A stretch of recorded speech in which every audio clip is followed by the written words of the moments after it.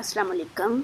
मैं हूं नाहिद और ये प्लेट में रखे हुए आपके सामने चमचम या रसगुल्ले नहीं बल्कि ये वो औले हैं जो रात इस्लामाबाद में नासिल हुए। ये बर्फ़ के गोले चाहे छोटे साइज़ के ही क्यों ना हों, लेकिन वेलोसिटी ज़्यादा होने की वजह से जब ये बहुत ऊंचाई से गिरते हैं तो पत्थर की तरह से ही ये किसी भी चीज़ पे जाके लगते हैं।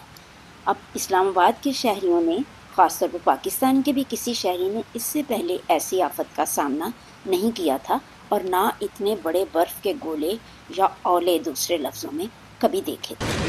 ये देखो कोई नज़र आ तो गाइस इस्लामाबाद में पहली दफ़ा बारिश के बगैर ओले पड़ रहे।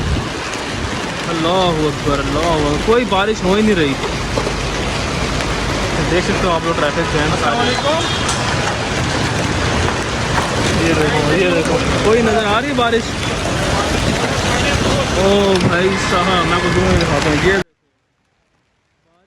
अब सोशल मीडिया पे एक बहस चल रही है, उसके बारे में बात करनी थी।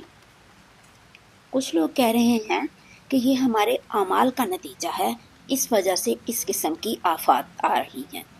तो पहली बात तो ये है कि वाकई ये हमारे आमाल का नतीजा है, लेकिन हम समझते हैं कि हमारे आमाल सिर्फ नमाज या रोज़ा तक महदूद हैं।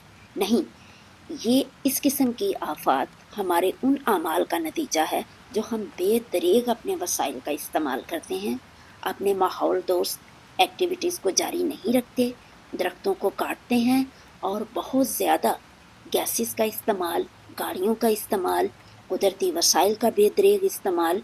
तो नतीजे के तौर पे ग्लोबल वार्मिंग इस दुनिया में जन्म ले रही है।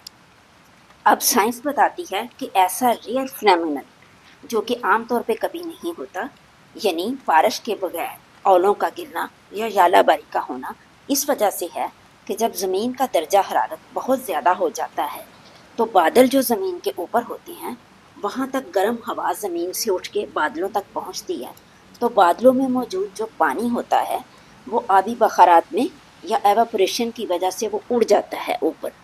तो नतीजे के तौर पे सिर्फ बर्फ़ रह जाती है जो कि नीचे ज़मीन पर औलों की सूरत में गिरती है।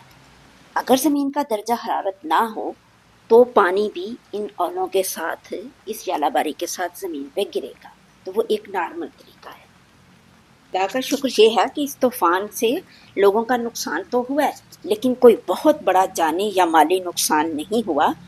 लेकिन कुदरत ने हमें एक बार फिर गैर मुतवक्का ताकतों की यकीन दहानी करवा दी है। इस्लामाबाद जो अपने पुरसुकून पहाड़ों और बदलते मौसमों के लिए मशहूर है, कभी कभार ऐसे हैरानकुन मनाजर भी दिखाता है जहां कुदरत की बेपनाह ताकतों के सामने इंसानों की बेबसी ज़ाहिर होती है। बहरहाल दुआ है कि पाकिस्तान के सारे शहरों जिंदा रहो, पाइंदा रहो।